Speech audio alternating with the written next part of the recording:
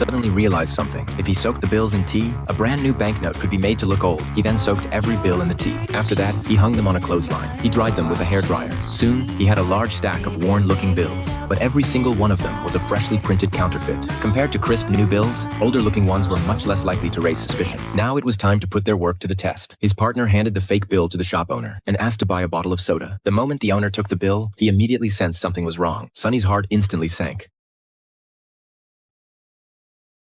The owner grabbed his partner. Sonny rushed forward and desperately pulled his partner free. The nearby customers had no idea what was happening, but when they heard the owner shouting for someone to stop them, they joined the chase. They knew that if they got caught, they could very well be beaten to death. Fortunately, they had already planned an escape route. That allowed them to get away safely. After they returned, they burned every counterfeit bill. But Sonny couldn't understand one thing. He had even managed to recreate the security coding. So why had the owner spotted the fake immediately? He picked up the only fake bill they had left. Then he asked his partner to close his eyes. He placed 3 bills into his partner's hand. Then he asked which one was fake. His partner simply felt each bill with his fingers. Within seconds, he identified the counterfeit. That was exactly why they had failed. They had used the wrong kind of paper. Real banknotes are printed on a special cotton-based paper. Its texture was completely different from the paper they had been using. Anyone who handled cash regularly could tell the difference instantly. The paper also made a unique, crisp snapping sound. There was another challenge as well. The color-shifting ink on real banknotes. Viewed from different angles, the ink changed colors. Among all the security features, the security thread embedded in the fake bills was by far the hardest to reproduce. After 2016, India's 5, 0, 0 rupee and 1,000 rupee banknotes were withdrawn from circulation. They were replaced with the new Mahatma Gandhi series. The new notes included 3 additional security features. Only by solving every one of those challenges could they produce the counterfeit bills they wanted. The biggest obstacle was the tiny letters printed on the collar of Gandhi's portrait. Even a high-resolution scanner couldn't reproduce them perfectly. That made counterfeiting extremely difficult, so they had no choice but to hand-draw the original design from scratch. Then they carefully reduced it to scale and assembled every section together. Fortunately, this was Sonny's specialty. He recreated every tiny detail of the new banknote at a full 1-to-1 scale. After polishing it and treating it with chemicals, the printing plate for the counterfeit bills was finally complete. However, the cotton paper used for real banknotes was tightly controlled by the government. Ordinary people had almost no way to buy it, so they had to search for a substitute that felt as close to the real thing as possible. The two of them visited bookstores and recycling shops. They bought nearly every similar type of paper they could find, but none of them was suitable. Then, one day, Sonny discovered exactly what they needed. Inside an advertising brochure, he asked his partner to feel it. The texture was almost identical to a real banknote. The only problem was that it was too thin. But if they layered 2 sheets together, the texture became remarkably similar. Even the thickness was almost a perfect match. As long as they bleached the paper, separated it into 2 layers for individual printing, punched holes in the front, inserted the security strip, and glued both layers back together, they could produce a convincing counterfeit bill. But there was still one problem left: the color-shifting ink on the banknote. His partner came up with an idea. He mixed commonly available metallic paint with printing ink. The result created a color-shifting effect that looked almost identical